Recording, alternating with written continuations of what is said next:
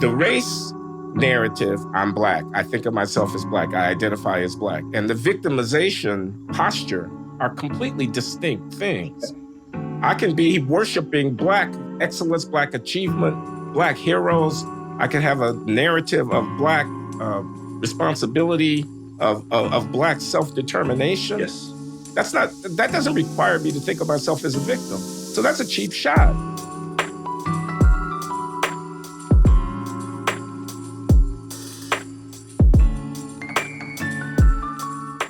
Hello, everybody. Merry Christmas, Happy New Year, Happy Hanukkah, Happy Kwanzaa. And if I left something out, please forgive me. Glenn Loury here, The Glenn Show. I'm with John McWhorter. He teaches at Columbia University. I teach at Brown University. We're the Black guys, and we talk every other week. And our special guest this week is Greg Thomas. Greg is co-founder of the Jazz Leadership Project and is a senior fellow at the Institute for Cultural Evolution. And he and I have talked before here at the Glenn Show about this or that. And Greg is the author of an essay published at the Journal of Free Black Thought called Deracialization Now. So, Greg, what's up, man? All right. Thanks for inviting me on again, this time with John. It's great to meet you, John, and I love your poster. You too, Greg. I love your poster in the back. That signifies something I resonate with very strongly, music. You know, I've had this is my fourth copy of this. I've had it since childhood, and every time it wears out, I get a new one. I like it too. It's pretty. And it teaches people. Greg, I just want you to introduce yourself again to the audience. Your Jazz Leadership Project, what's that? Institute for Cultural Evolution, what's that? And what do you mean deracialization now to the Black guys? What's that about? Leadership Project is an organization devoted to leadership and team development through the principles and practices of jazz.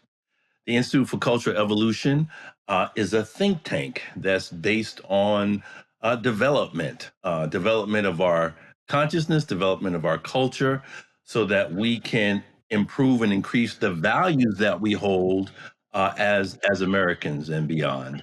And Deracialization Now, well, that was the title that they chose at the Journal of Free Black Thought. It actually was published originally at the Developmentalist, which is the site for the Institute for Cultural Evolution.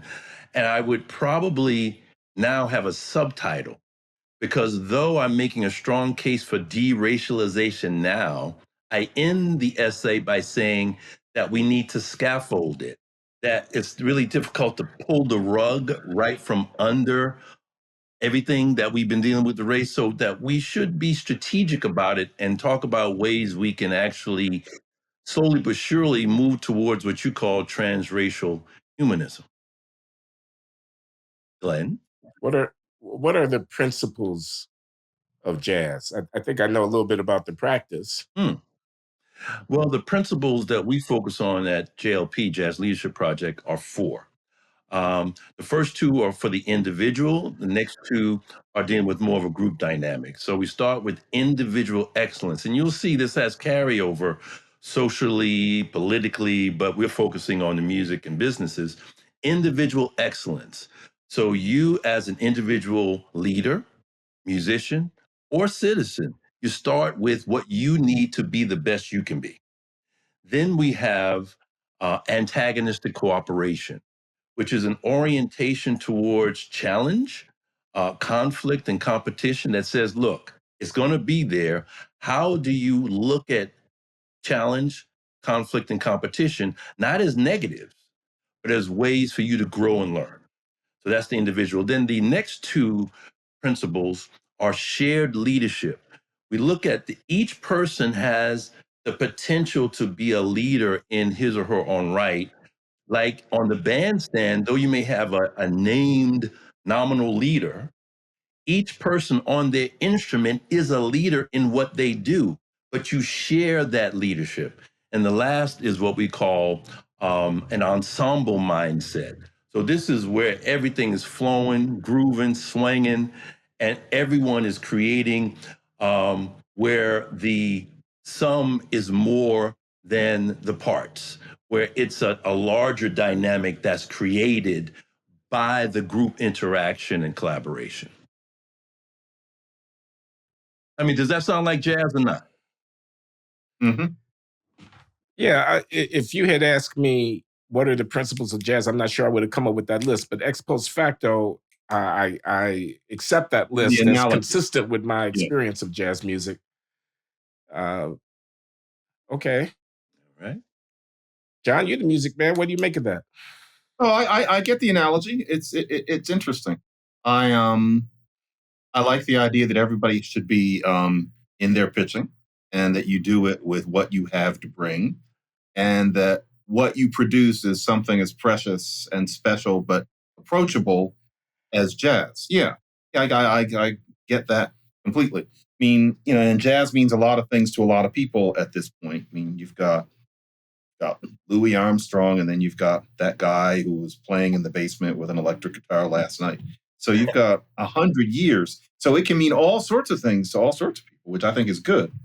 And no, I get the analogy. But as you can tell, I'm saying all these things, but I'm waiting to see how this ties into this, this deracialization. Because on that, I don't have any glib thoughts, but I just want to hear more from you, Greg.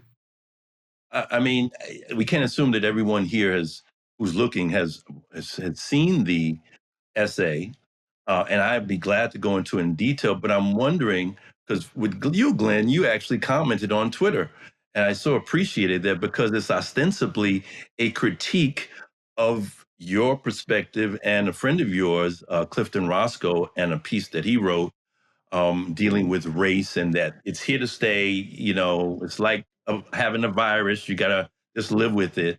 And I disagreed with that.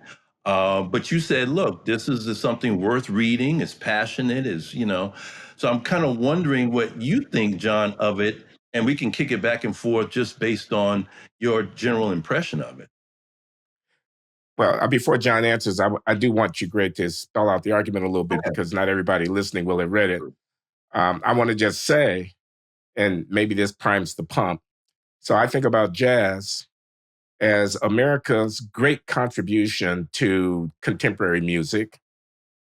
And I think about jazz as an expression of Black culture, not exclusively, but to a very great degree. I mean, it is a music which has been infused with the spirit and the experience, the pathos, and the genius of many musicians and composers, a great number of whom have been African Americans. I take a kind of almost racial pride in the greatness of jazz music, and I somehow think you think that's wrong.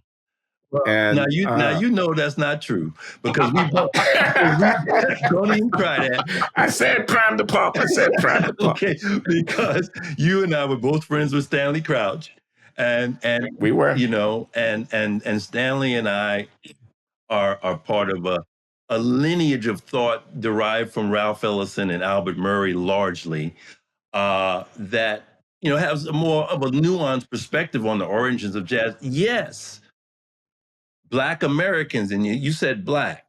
I say Black Americans as an ethnic and cultural identifier within an American context. So I'm trying to separate race and culture in that way, though I'm using the term Black, I know, but that's one of the principles of the piece, or the points I make in the piece, that we do not have to always conflate race with culture, race with ancestry, heritage, ethnicity, etc. That we can analytically separate those things so that we can look at them, each as objects unto themselves. So that's one of my key points. So I would say that Black Americans definitely created the blues. The blues is the foundation of jazz and all of American music. Yes. But when you create an art form, it doesn't become the copyrighted possession of those who created it. It becomes a gift to the world, right? So others can and did and do identify with blues and jazz, and it becomes a part of their identity and what they gravitate to. And this is not true just of blues and jazz, it's rock and roll, all these, because that's the way culture actually works. So that's one of my key distinctions. Well, Greg, my question would just be at the outset, and I don't mean this as a challenge, but what do we gain from that separation beyond a very interesting intellectual concept? I get it, and you're right. The race and the culture are not the same thing. But what do we gain by stressing that intellectual fact? Okay, well, I think we gain a whole lot. I think that if we just look through a racial lens, and now I'll go into some of the specifics of the thesis of the essay. If we look at what is called racialization, racialization is the process through which races are created, where you have this hierarchical classification based on phenotypic characteristics, and you have evaluations and you have assumptions and you have stereotypes based on those classifications and taxonomies. And then you have differential results based on those differentiations, based on racialization, and a whole worldview that's based on race, a racial worldview where you see things through the lens of race. And you're in a racial world and you become a racial agent in the world. Whereas if you look at through the lens of culture, culture is not just race, you've already admitted that. And if we can see ourselves as cultural agents, then we perceive ourselves and we have a different perspective on our everyday existence. And it's not just intellectual, it's actually very, very grounded in what we do. We can look at the three of us. Okay. When others look at us, they're going to put us racially in the same category. No question. But culturally, I mean, we are different generations, or at least John and I are a slightly different generation than you, Glenn, because you're older than us, and John and I happen to be contemporaries. We come from different places, and based on the region we come from, that will influence our cultural inheritance. And this is the key thing. The thing about culture, American culture in particular, when you don't look at it through the lens of race, you see all the intermixtures and interminglings, the creolization that is a part of what culture is. So there's an aesthetic beauty to it. It's more precise in terms of human actuality than race, which is a fiction in biological terms, particularly. Yeah, but okay. I want to bring this down onto the cold, hard ground. Okay. Use something real. The audience seems to like this, and I would like it from the other end. I have biracial daughters. They are 7 and 10. Of late, I'm hearing from gentle, concerned people, both white and black, that I need to pay more attention to developing their racial identity because they are half white and they're half black, and they're being raised in a kind of mongrelized upper middle class white world where, frankly, at their ages, color doesn't matter at all. There are some people who are worried that maybe I need to take the girls to Jack and Jill, something like that. They need to have a black identity.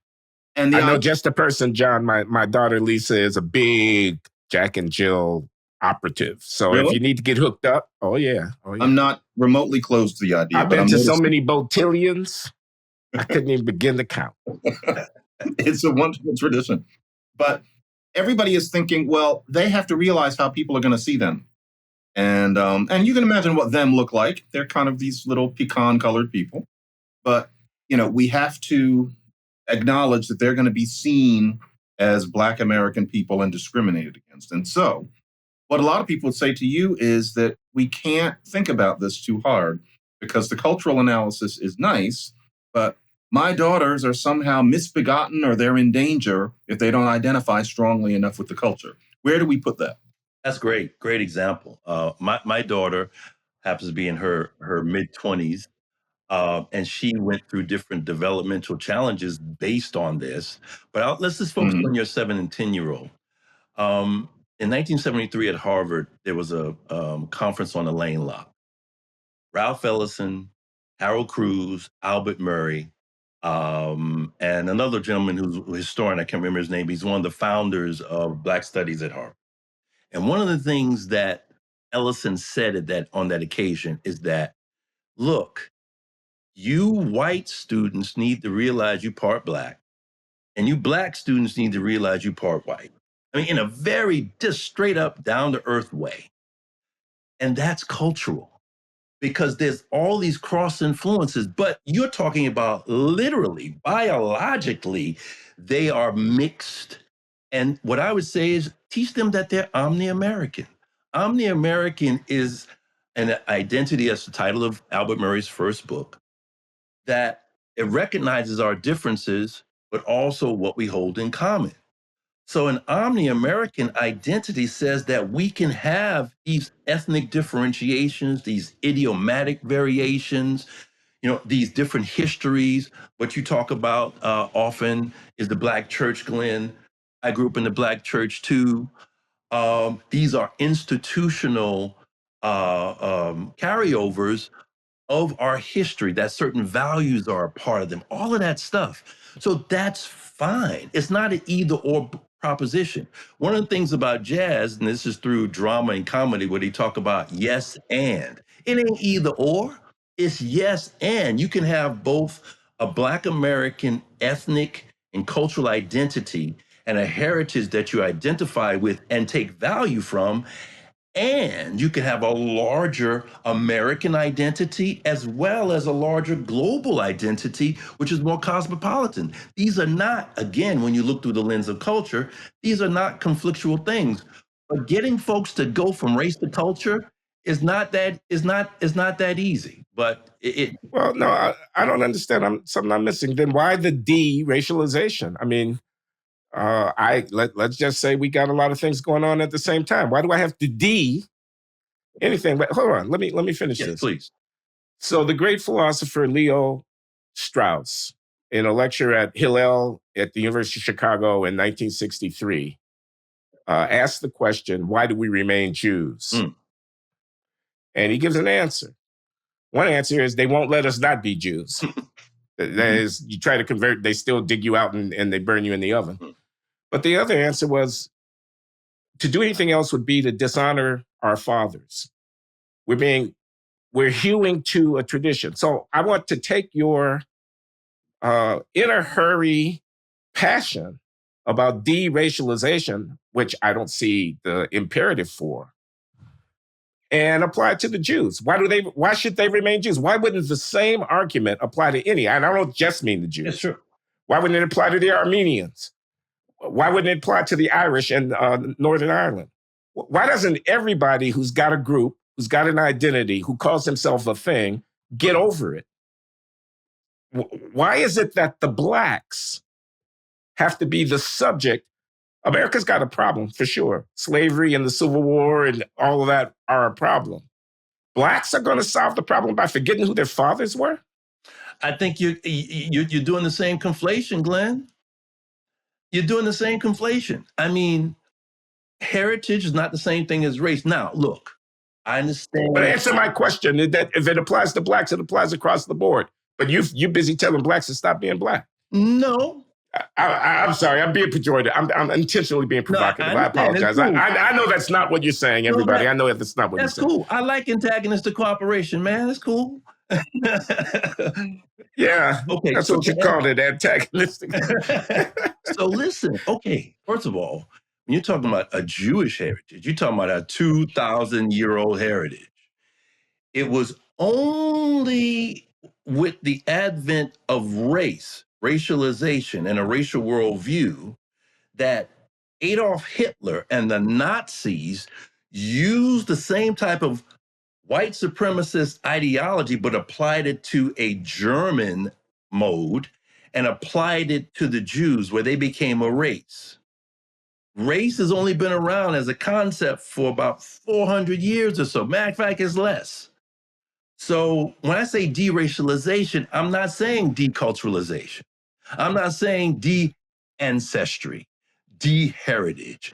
I'm not saying any of those things. I'm saying that holding on to this concept of race, the process of racialization, a way of seeing the world through the lens of race, has been destructive, remains destructive. And if we make some of these if we to use what they say in phenomenology, what's Husserl, if you bracket race from those things, at least temporarily, and look at them differently, that you can still maintain all the good stuff that you talk about from the culture and the heritage and the ancestry, and not forget without holding on to the racial concept. So the question becomes, I said, okay, they chose the title Deracialization Now. Yes, there's an urgency.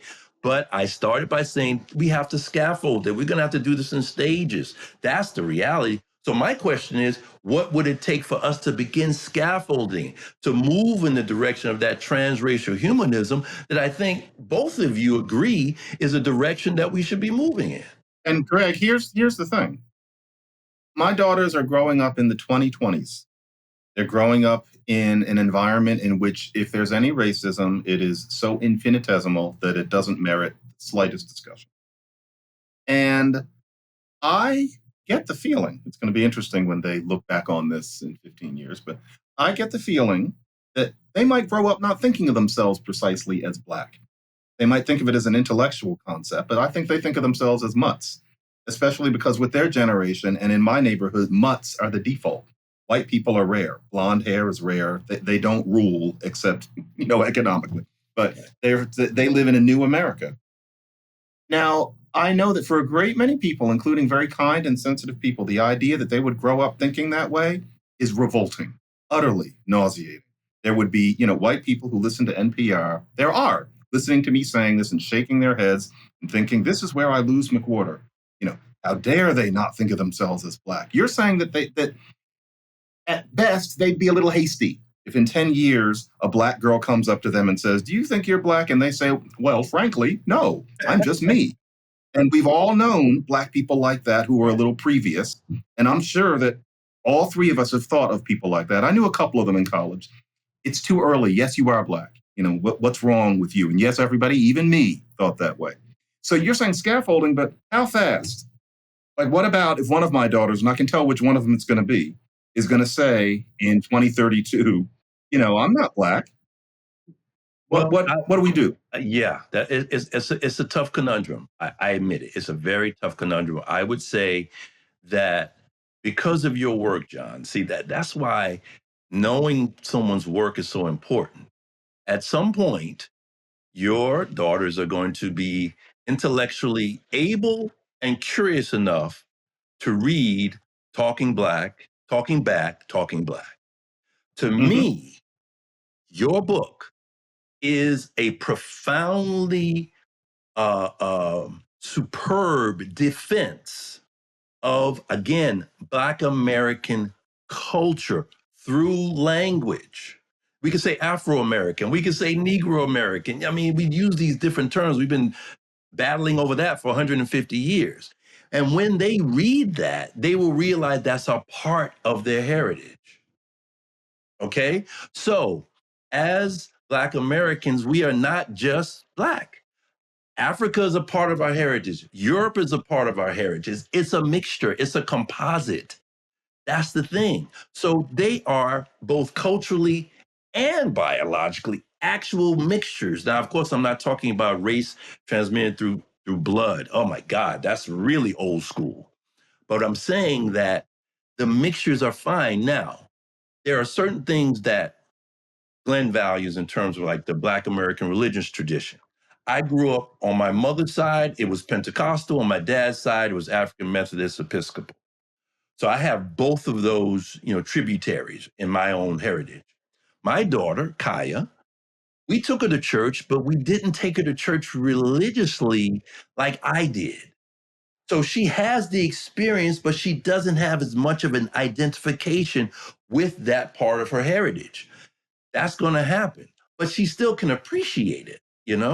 So, I mean, it's a question of what you expose them to, John. And look, the music, you got those musical symbols in the back. You're not going to just expose them to, if you expose them to the Broadway music that you love, and then show them where in hip hop culture, they use aspects from the jazz tradition in terms of certain beats, certain lyrics, certain this and that, and you make the connection to them from Broadway and the American Songbook to jazz to hip hop. So in other words, you can help them make certain cultural connections. They're getting it.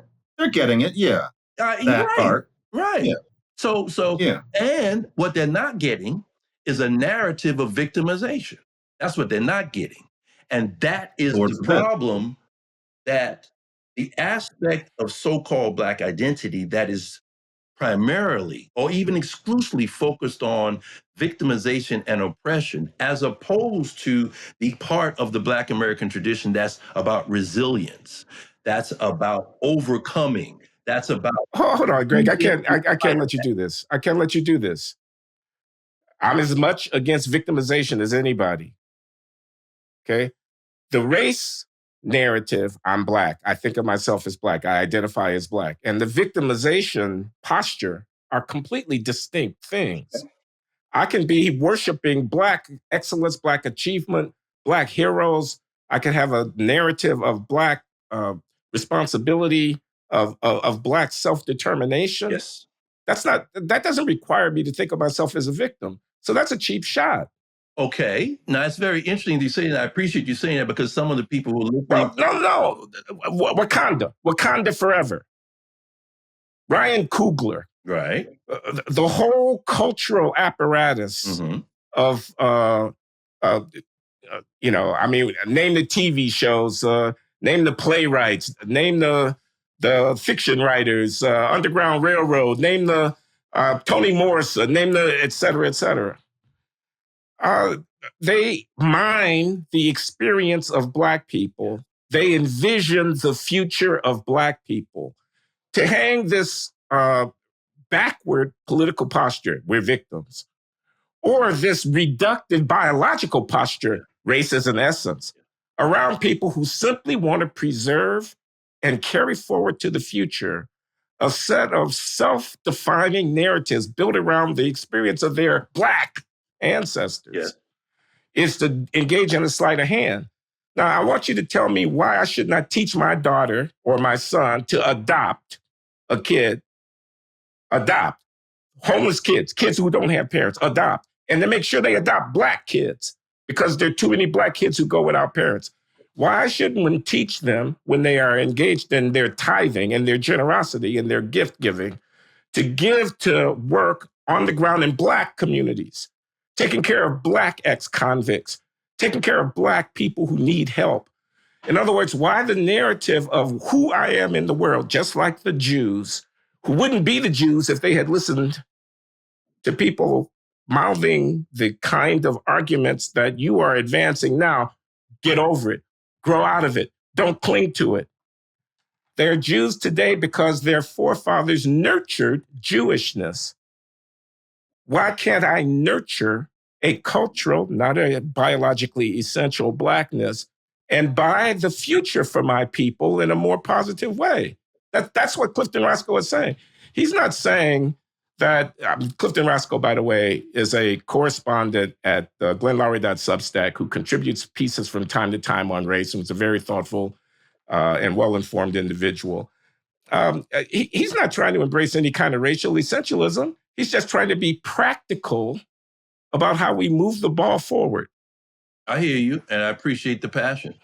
I feel it. And I would say that, and I'm going to lean on a philosophical concept by Kwame Anthony Appiah, and Danielle Allen extends and elaborates, is we can be rooted cosmopolitans. We could be rooted in traditions and a tradition, and we can be cosmopolitan at the same time. Look, the work that Robert Woodson does, that 10% of the proceeds of your very podcast goes to, that's why. And look, I don't have to say this because it probably is going to have people look at me askance, but I don't care. I signed that letter that was in support of Clarence Thomas against particularly white liberals who were calling him out of his name, racist names. I signed it, even though there were certain parts of the letter that I was like, I don't really agree with this. Why? Because you and Robert Woodson asked me to. At first, when Charles Love did, and I respect Charles, don't get me wrong, he asked me, and I was like, I don't know, man. Once Robert Woodson himself reached out, that was it, because I respect the work that he does in the community on the ground. And there are others. Reconstruction.us is an education organization that is a. That's Roland Fryer. That's right. And Kaya Roland Henderson. Fryer. That's right. And Kaya Yeah, Henderson. Kaya. So it's an educational project that's about focusing on our history and positive narratives. You have the Be Me community, Travion Shorters, that's talking about asset framing, identifying us in terms of our aspirations as opposed to a liability narrative. So you're right. I didn't intend to slander an entire narrative of Black excellence and Black cultural development with I'm saying that is particularly, and let's face it, on the left, particularly on the left, a victimhood narrative that is predominating, okay, not exclusively there. So that's what I was talking about. But you're right, you don't have to have those things. Now, let me just say this. We have been victimized as Black Americans. Obviously, we went through enslavement and Jim Crow. Yes. The question is, do you maintain a victim identity as your posture in the world, as the basis for your engagement of the world? And I think the three of us would agree no, that we don't have to and we shouldn't. Yeah. What do you think, John? I completely get it. I'm sitting here saddened because, as we've talked about too many times before, Greg, you're talking about stop focusing on the victimhood narrative, but for so many people, so many of us and so many of our quote unquote allies, all they can hear is, what about the cops? And, they say, how can you say don't stress victimhood when we can't walk outside of our house without, et cetera, et cetera. And that's a narrative. And I quite baldly, it's exaggerated. It's not that terrible things don't happen, but the idea that defines, I imagine that as you get older, you're supposed to be less subject to it. If I may, Glenn, but I said, Greg, you and me probably have about 10 years where we're still subject to it, apparently. That is a defining aspect of our lives, that we walk through a park and we get bopped over the head by a cop because we had something hanging out of our pocket. It's vastly exaggerated. But for many people, that's the defining experience of being Black in America. Well, that's because I think that's because of the driving while Black experience. I think that is it. And it so happens that it's only recently, believe it or not, that I have had my first car. Believe it or not. I live, I know, believe he lives in New York. Right. In New York. I say, you live in New York. Right. You don't have to have one. I get it, man. Once I moved to Connecticut, I had to get a car. Okay. You need a car. I'm in Connecticut now. So I think the driving while Black experience of being stopped, if you're going through a neighborhood where it's like, oh, what are you doing here? Are you driving nice? I think that dynamic and the actual history of horrible treatment in municipalities all across this nation of people who are racialized as Black. I mean, in the 50s, 60s, 70s, oh my God, before they had cameras. I mean, that's a very real part of the memory, of like the cultural memory. So yeah. Greg, if I may, I grew up in Philadelphia under Frank Rizzo, who was just an avowed bigot. Yeah. And the cops were nakedly racist against Black people, to the point that even essentially suburban little middle class me knew. It's just, it wasn't anything I experienced, but you knew about Rizzo. But you're talking about the cultural memory. I genuinely am not sure what that means, because cops like him, police mayors like him, are now all but non-existent. Those people are all retired or dead. And if we're talking about the memory, does somebody 17 really remember that? Or is it that a certain meme is passed down that you hate on the cops and you think of being Black as being victimized by the cops, even if you're no longer having direct experiences that white people aren't having too? It's just, what does cultural memory mean? So let me modify that. You're right. Let me modify that. Let's say you're talking about teenagers, Black teenagers, growing up in New York during the Stop and Giuliani frisk. to Bloomberg years. The stop and frisk. The stop and frisk them, that was like, that was a heavy weight. So that's a more recent memory. Yeah, you know? that's true. So that's, yeah, and I was really against that because of that. Right. Because that just poisoned the well. Yeah. It's not a memory, it happened. Exactly. And so, yeah. I got to ask you something, Greg. Sure, man. It's not jazz, it's literature. Yes, sir. James Baldwin. You mentioned Murray, you mentioned Ellison, Jimmy Baldwin. And I'm contrasting Jimmy Baldwin of, let's say, Everybody's Protest novel early in his career, where he's criticizing Richard Wright and he doesn't like the Bigger Thomas character. And why doesn't he like Bigger Thomas? Because he is defined by the constraints, by his victimization, and loses track of his humanity. This is how I understand Baldwin's insight. But by the time we get, to the 1980s, we got a different Jimmy Baldwin. Earlier than that. Yeah. Earlier than that. That is so interesting that you, yeah. It's so interesting that those early essays were things that, Ralph Ellison and Albert Murray, that was kind of their vein.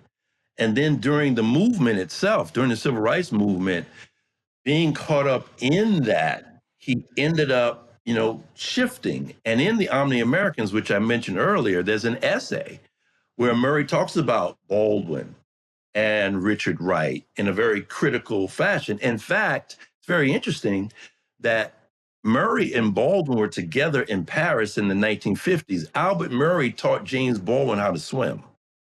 So there's some ties there. And so I would say that Jimmy Baldwin is one of our great essayists, one of our great protest writers.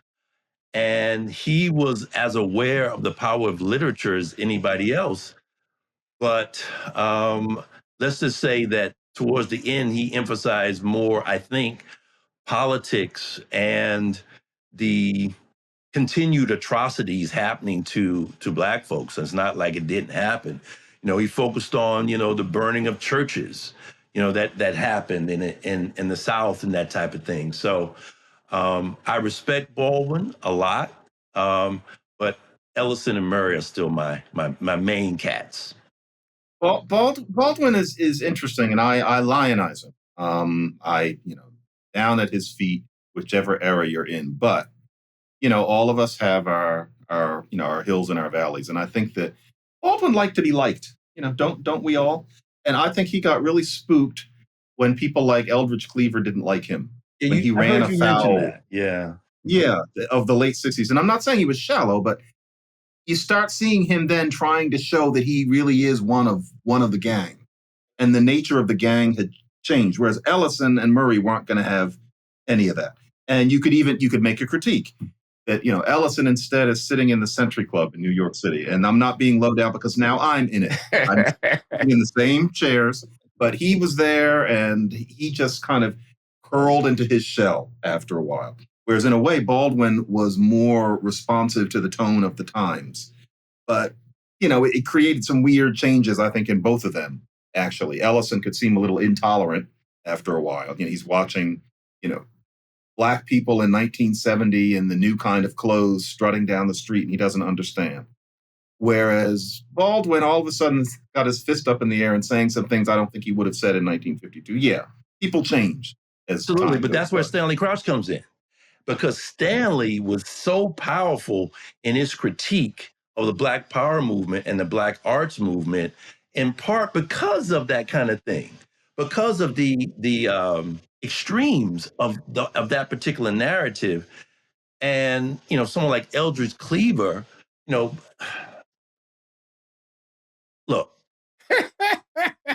I'm sorry, he couldn't tie Baldwin's shoes as a writer. Really?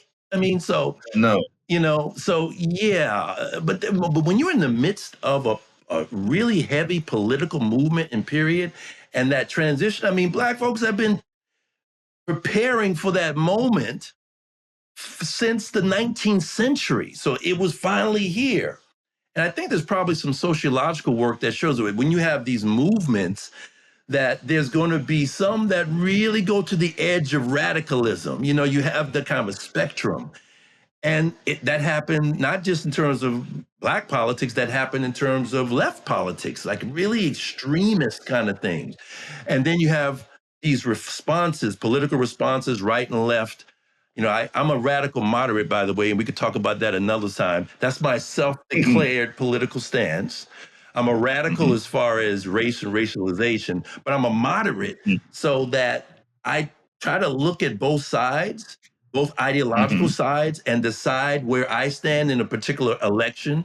Sometimes because I'm an entrepreneur. So as far as business and entrepreneurship, I'm more on the right. When it comes to certain other issues, I'm more on the left. I want to really expand the range of opportunities, right? The range of opportunities that not that conservatives don't, but conservatives want to make sure that certain standards are maintained, and I can respect that, right? That's a fundamental position of conservatives. And liberals want to, and progressives want to expand the range of rights and opportunities to more people. I'm not saying that right doesn't. I'm just saying that that's the more of an emphasis of the left. So I can understand both sides, and that's more of a what I would call an integral perspective, where you can look at these different ideologies and not necessarily identify so much with one over the other that you can't understand one, what's in common between them, and also in terms of, this is what we talked about last time, like a traditional perspective where the Black church, a more modernist perspective, which is a more about the individual rights, and a postmodern perspective that's critiquing modernity, but is really trying to bring in others who have been traditionally left out. I can understand all of those. And I don't have to pit one against the other, but that's what happens in society in which our media, social media, and mainstream media is based on conflict. It's you know, that's what it's driven by, your limbic system, limbic hijack. That's what it's based on. So yeah, Greg, let me do this because we're running out of time, and I want to put something else on the table. You're talking not only to Black people, but you are talking to Black people, especially at the Journal of Free Black Thought. When you say deracialization now, you're talking to Black people. Consider this, that the problem is white people. Not just any white person, the ones who run the book publishing houses and the magazines and the movie studios and the foundations, the ones who make people like Ta-Nehisi Coates into a household name.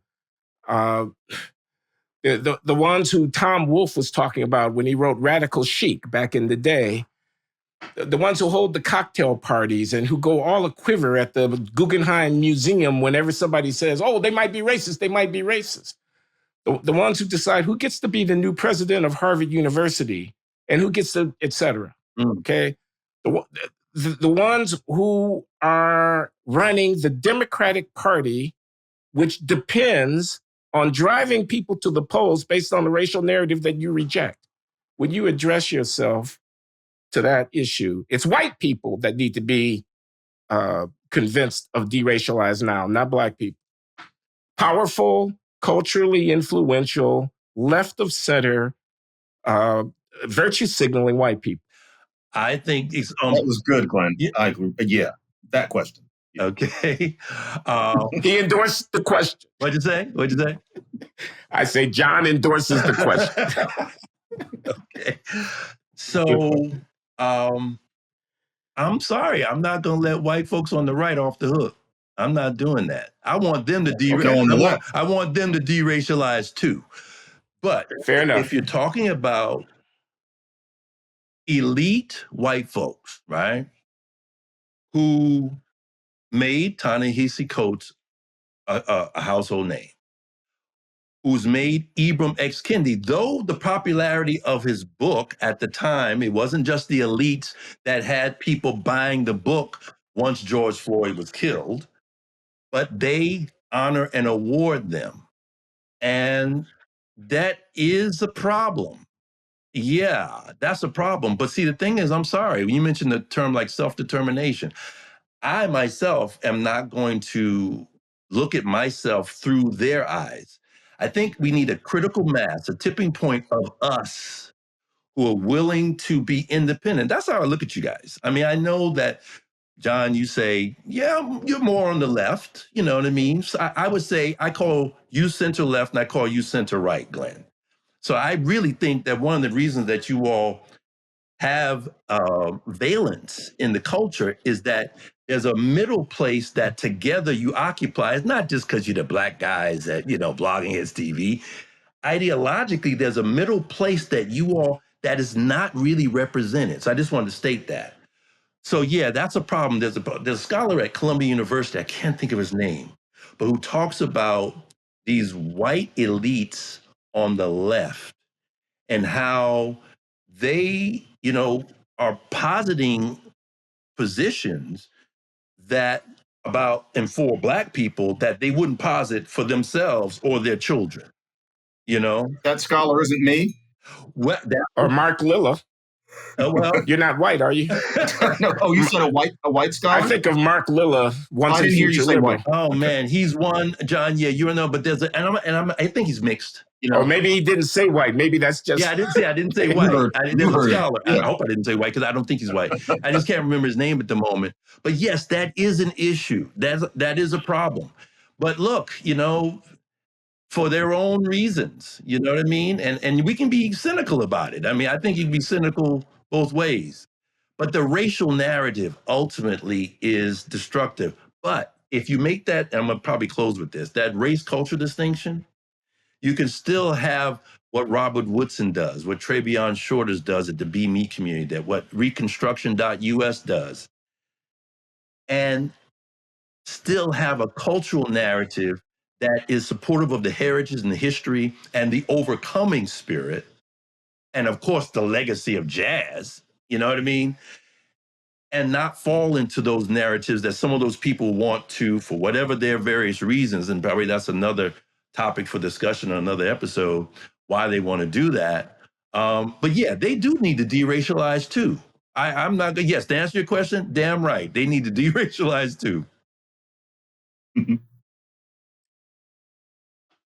Much more ground to cover with Greg Thomas. You have to come back, Greg, and we carry on the conversation. And I appreciate your forbearance.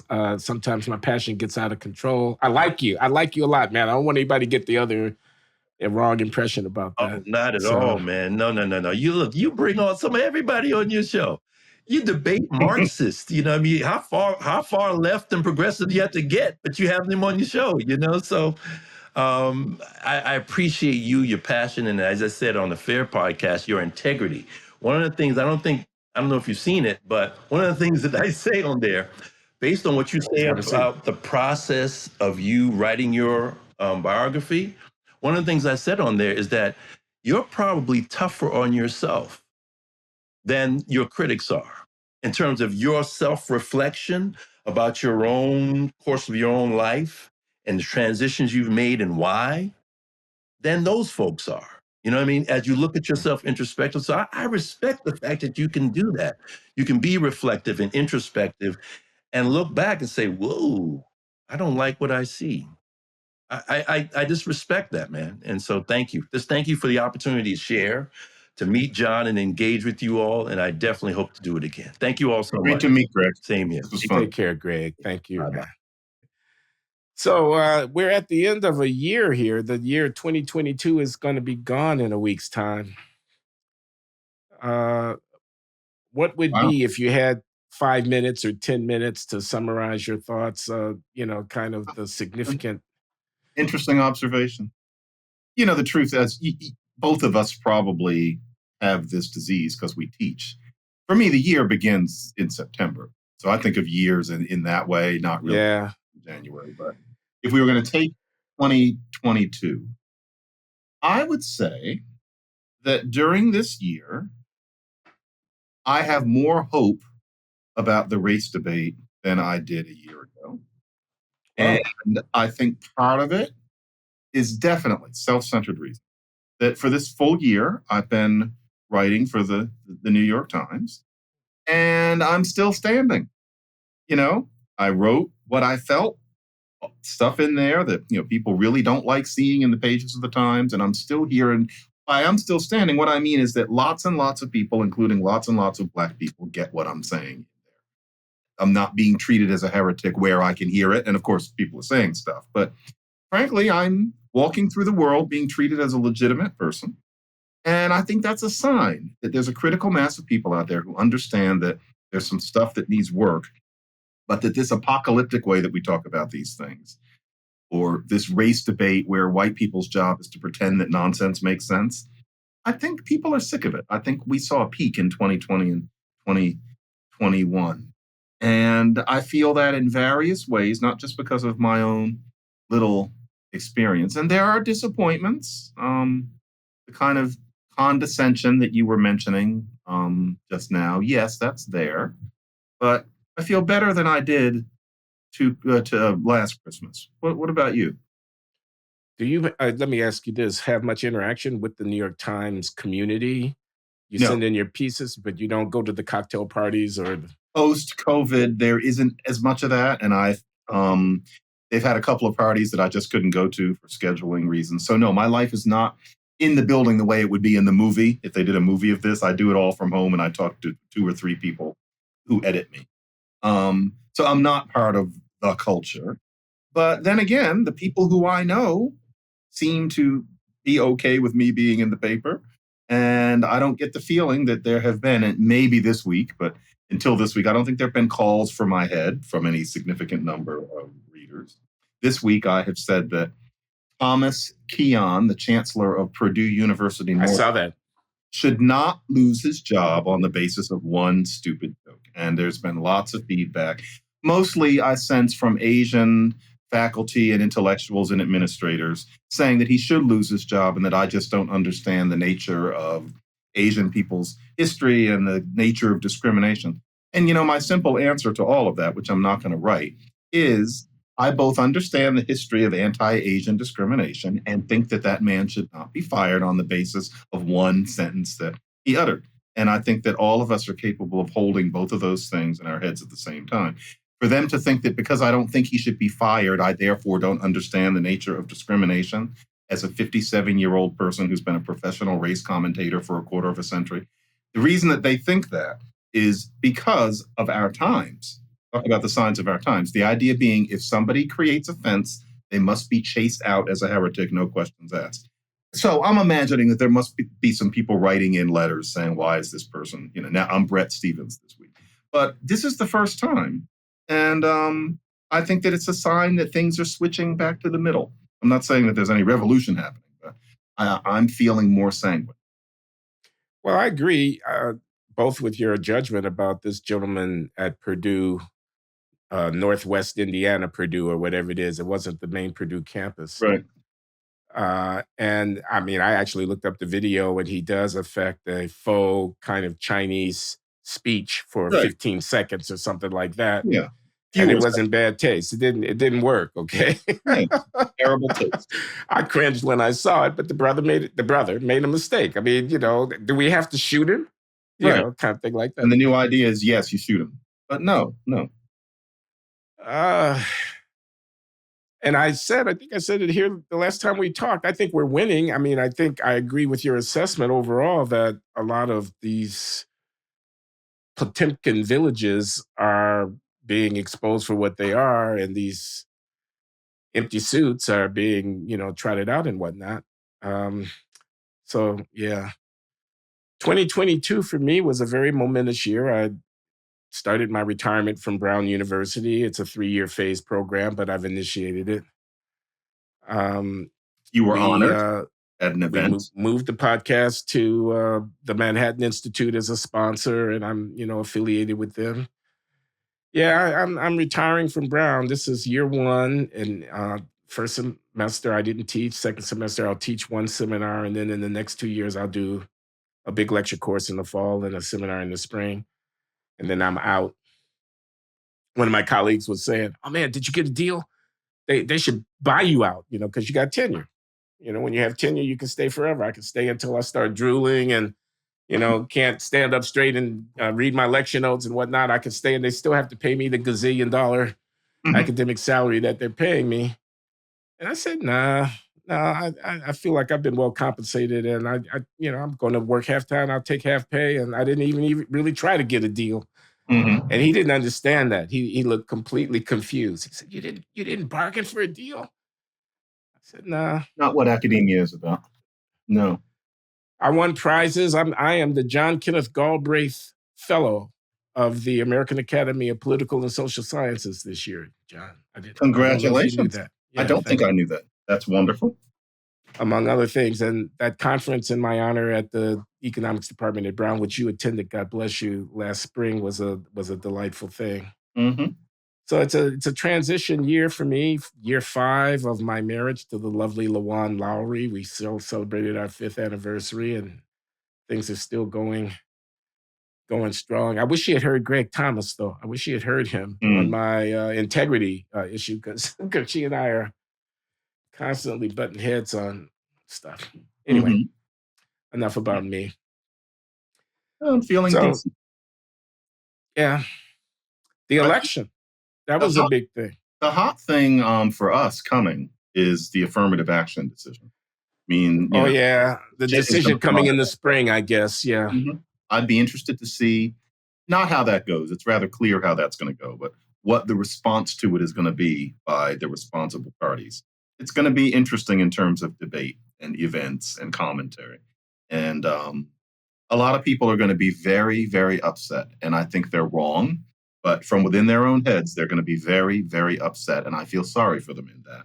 The pain that decision is going to cause a lot of people. And I just wonder if there's anything that you or I could say that would help alleviate it, because they need not feel that pain. They will need to have their horizons broadened. But a lot of people are going to be really torn up by what happens this time. There are actually 2 cases. There's the college admissions case, the Students for Fair Admissions against the Harvard and the University of North Carolina. And there's also this Alabama voting redistricting case, where the issue is, do you have to draw a Black majority district if you can? Mm-hmm. And I think the court is likely to decide in the predictably conservative direction on both cases, and people are going to assimilate that with the Dobbs case about abortion. And they're going to say this illegitimate court that this illegitimate president appointed are undoing our rights, and we have to fight back. And they're going to be looking to people like me and you to echo that argument, and we're going to disappoint them, aren't we? Well, yeah. And on the voting issue, my stomach is where the quote unquote good people is, but my brain is not. I think that whole kind of issue, even though I do think it's coming from bad actors, the jurisprudence itself is more complicated than a lot of people think. I actually learned a lot of that from the late Abigail Thernstrom. I was about to mention her. On this sort of thing. Her work on this still applies. Her book is called Whose Votes Count? Mm-hmm. Whose Votes Count? 1987, if I'm not mistaken. Mm-hmm. And it was very, very prescient. Mm-hmm. And it never got as much attention as the book that she wrote with her husband, American Black and White, that I think it hit the ground about 10 years after that. Right, exactly 10 years. Very, very important work. And it's not as simple as, well, if you stop, looking at Alabama, then we're going to go back to 1963, and there is no justification whatsoever for any of the arguments that Alabama is making. That's just not the way it goes. And if we're going to figure out where we're going to go from here, we ought to really be able to understand both sides of the argument. And this is the sort of thing where, for a lot of people, there's an idea that there are no both sides. It's either Bull Connor or the NAACP Legal Defense Fund. No, there's some in-between arguments that we need to discuss. And I would hope we could contribute to that when that decision comes down. All right. We still have more work to do, so I'm going to call our bi-weekly to a close and thank everybody this year, 2022, for your attention to the Glenn Show, me and John every other week, for your support. We encourage you to subscribe. We encourage non-paying subscribers to become paying subscribers. One of the things that you get when you become a paying subscriber is the ability to submit questions that John and I consider every month during our Q&A. And it's a ball. So, join us.